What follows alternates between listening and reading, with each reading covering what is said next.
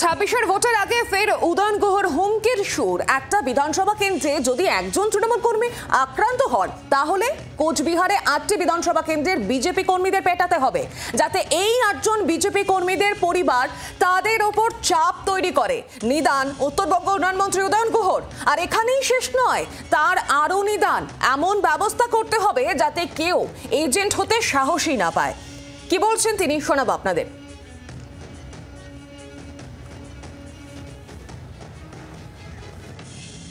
একেবারে একটা বিধানসভা কেন্দ্রে একজন আক্রান্ত হলে বাকি 8টা বিধানসভা কেন্দ্রে বিজেপির 8 জনকে পেটাতে হবে।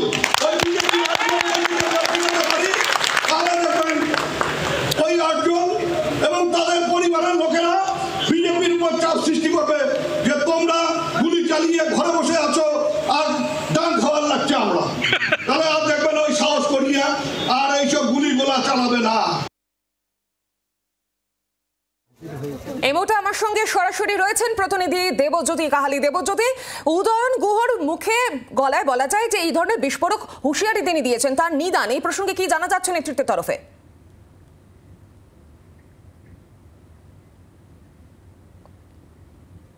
দেখো, গত 4 তারিখ কিন্তু কোচবিহারে এক তৃণমূল নেতা কিন্তু গুলিবিদ্ধ হন। আর এই অভিযোগ হয় যে বিজেপি বিধায়ক সুকুমার রায়ের আশ্রিত যারা নেতাকর্মীরা তারা কিন্তু এই ঘটনার সঙ্গে জড়িত ছিল, এবং তারপরেই কিন্তু তৃণমূল কংগ্রেসের পক্ষ থেকে কিন্তু সেখানে বিজেপির নামে কিন্তু অভিযোগ আনা হয়, এবং তাতে কিন্তু 2 জন বিজেপি নেতা কিন্তু ইতিমধ্যেই গ্রেপ্তার হয়েছে।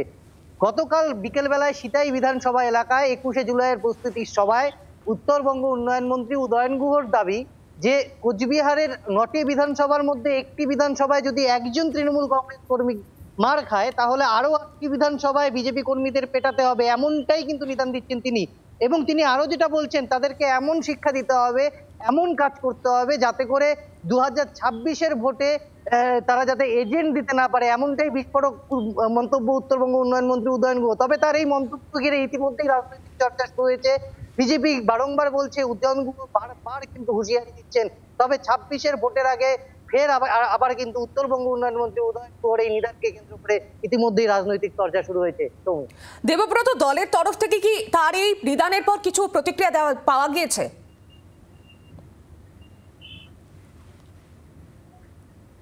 দেখো, এই মুহূর্তে কিন্তু তৃণমূল কংগ্রেসের পক্ষ থেকে কোনো প্রতিক্রিয়া পাওয়া যায়নি। তবে উদয়ন গুহ তিনি যেটা পরিষ্কারভাবে বলছেন যে তৃণমূল কংগ্রেস কর্মীদেরকে লক্ষ্য করে কিন্তু গুলি চালানো হচ্ছে কোচবিহারে, এবং বিজেপি আশ্রিত দুষ্কৃতীরা অর্থাৎ বিজেপির যে কোচবিহার উত্তর বিধানসভা কেন্দ্রের বিধায়ক সুকুমার রায় তার মদতেই কিন্তু এই ঘটনাটি ঘটেছিল। এবং তারপরেই কিন্তু তিনি যেটা বলছেন যে যাতে করে যে তৃণমূল কংগ্রেস কর্মীরা যাতে আর আক্রান্ত না হয়, সেই কারণেই কিন্তু তার এই বক্তব্য যে বিজেপি যদি আবার তৃণমূলকে কোনোভাবে আক্রমণ করে তাহলে বিজেপি কর্মীদেরকে কিন্তু আবারও পেটানোর নিদান তিনি দিয়েছেন।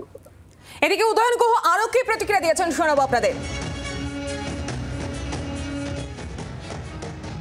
কেন্দ্রীয় বাহিনীর হাত ধরে এজেন্ট হতে যাবে এমন অবস্থা তৈরি করতে হবে, কোন বাপের বেটার যেন এই কথাটা রাত্রে শুয়েও মনে না হয় যে আমি এজেন্ট হব।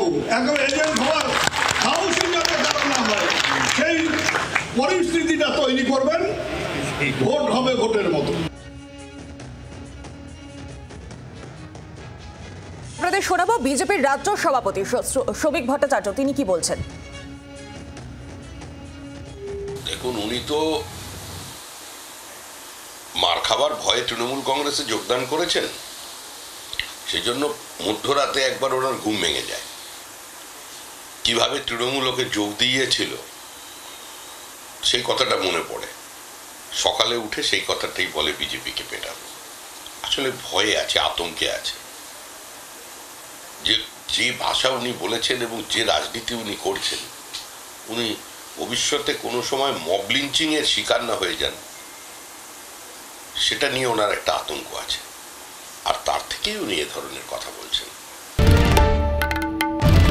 বাংলার আওয়াজ, বাঙালির আবেগ, জি 24 ঘন্টা।